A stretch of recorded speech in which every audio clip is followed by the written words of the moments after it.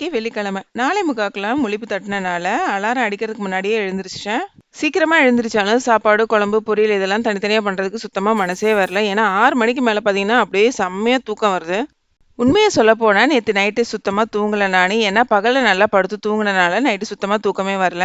அதனால மிக்ஸி ஜார்ல பார்த்தீங்கன்னா, வெங்காயம், புதினா, கொத்தமல்லி, இஞ்சி, பூண்டு, தேங்காய், முந்திரி, தயிர், லெமன் இதெல்லாம் போட்டு நல்லா அரைச்சுக்கிட்டேன். வெங்காயம், புதினா, கொத்தமல்லி இதெல்லாம் நான் வந்து சின்ன சின்னதா கட் பண்ணி போட்டா கூட என்னோட பசங்க ஒண்ணு ஒண்ணா எடுத்துட்டு இருப்பாங்க. அதனால அரைச்சு சேர்த்துக்கிட்டேன். குக்கர்ல எண்ணெய் ஊத்தி பிரியாணி ஸ்பைசஸ் போட்டு அரைச்சதை எடுத்து சேர்த்துக்கிட்டேன். ஒரு தக்காளியை 4ஆ கட் பண்ணி சேர்த்துக்கிட்டேன்.